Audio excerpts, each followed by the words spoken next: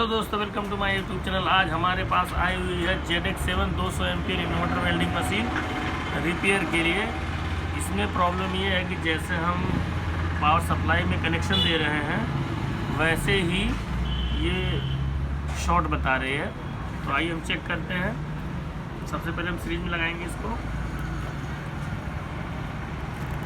जैसे देखिए ये शॉर्ट बता रही है, तो इसकी हमने बॉडी पहले को खोलेंगे।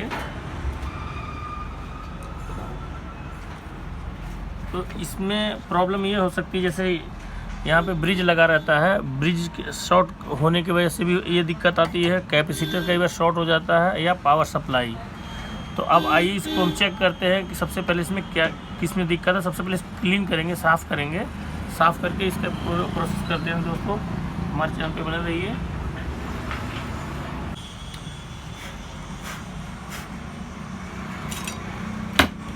जैसा कि हमने इसको अच्छी तरह साफ़ कर लिया है, अब इसको हम चेक करेंगे कि ब्रिज शॉर्ट है या कैपेसिटर या पावर सप्लाई।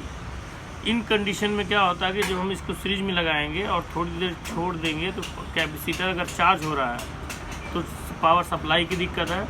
अगर कैपेसिटर चार्ज नहीं हो रहा है तो ब्रिज और कैपेसिटर इन दोनों में से एक है। तो सबसे पहले हम इसको चेक करते हैं किस में दिक्कत है। फिर हम दोबारा वही प्रोसेस है कि हम सीरीज में लगाएंगे। सीरीज में लगाने के बाद इसको चेक करेंगे। जैसा कि देखिए ये ब्रिज आउटपुट नहीं दे रहा है। ब्रिज में इन आ रहा है लेकिन आउटपुट नहीं भेजा, यानी कि ये जो ब्रिज है ये ब्रिज शॉर्ट है। इसकी वजह से ये यहाँ पे सप्लाई नहीं भेज रहा है।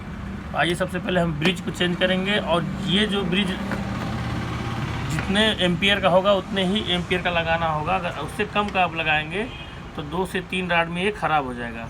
तो अब आते हैं, इसको पूरा हम प्रोसेस दिखा रहे हैं आपको। इसको अब हम खोलेंगे।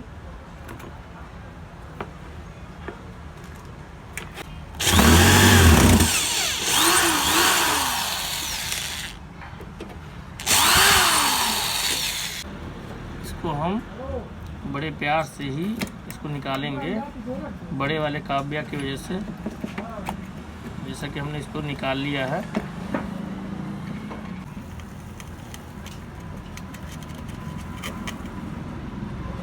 अब इसको खूब बढ़िया से साफ़ कर लीजिए। साफ़ करने के बाद ही दूसरा नया हम ब्रिज लगाएंगे। अब ये ब्रिज हम जो है ये ब्रिज शॉर्ट है। अब इसको हम सीरीज में चेक करेंगे।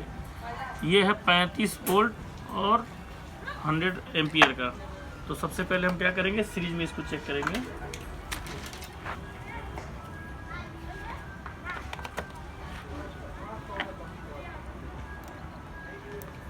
देखिए ये शॉर्ट बता रहा है, तो ये ख़राब है। अब इसकी जगह पे हम ये न्यू लगाएंगे, सेम नंबर सेम एम्पियर का ये ओरिजिनल लगाएंगे। इसमें देखिए 2 पिन बताएगा और 2 पिन नहीं बताएगा। जैसे ये देखिए नहीं बता रहा है और ये बताएगा। अब इसको हम इसकी जगह पे डालते हैं। डालने के बाद अब चालू करके आपको दिखाते हैं।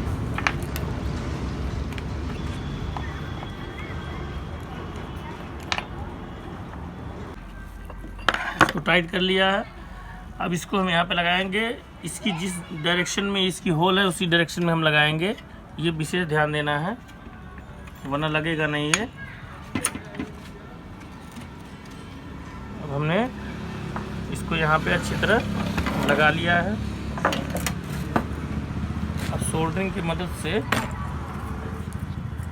इसको हम सोल्डरिंग करेंगे।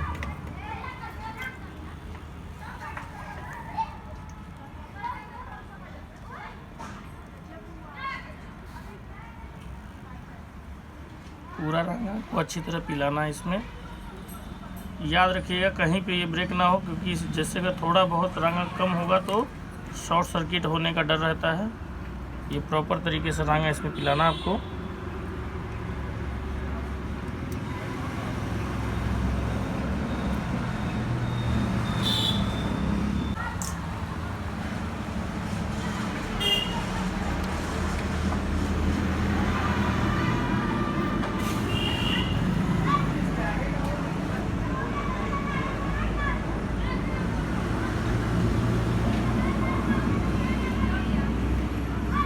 अभी हमने इसको प्रॉपर तरीके से सोल्डरिंग कर लिया है दोस्तों।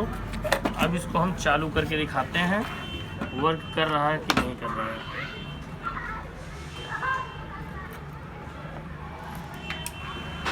जैसे देखिए सीरीज में ऑन मशीन हमारी हो गई है। ये ब्रिज इसलिए उड़ता है कि जब लाइट ज़्यादा फ्लक्चुएशन होती है, कम बेसी होने की वजह से, और लोड ज़्यादा मशीन पे पड़ता है, तो या तो IGBT और या तो ये ब्रिज, क्योंकि ब्रिज पूरा काला हो रखा है। ये देखिए पूरा ब्रिज काला हो रखा है, ये शॉर्ट हो गया था। इसकी जब हमने नया डाला है, अब देखिए वर्क कर रहा है। अभी हम आपको राड चला के दिखाते हैं किस तरह वर्क कर रही है दोस्तों। जैसा कि अभी देखिए हमने ब्रिज चेंज किया था ये वाला, तो मैंने सीरीज में लगाया था। अब इसको हम मेन में लगाएंगे। अभी हमारी देखिए मशीन वर्क पे आ गई है दोस्तों, ये पूरी तरह वर्क पे आ गई है। अब हमारे भाई साहब अभिषेक जी रॉड चला के दिखाएंगे। देखिए बहुत अच्छी तरह राड को चला रहे हैं। ये विशेष ध्यान दीजिए होल्डर चलाते समय कि जब लाइट में फ्लक्चुएशन हो या किसी प्रकार की ऐसी दिक्कत आ रही हो तो मशीन को ऑफ कर दे। अब देखिए बहुत अच्छी तरह वर्क कर रही है। और ज़्यादा जानकारी के लिए हमारे वीडियो को लाइक करें एंड सब्सक्राइब करें। मिलते हैं फिर कोई अच्छे से वीडियो के साथ, तब तक के लिए धन्यवाद।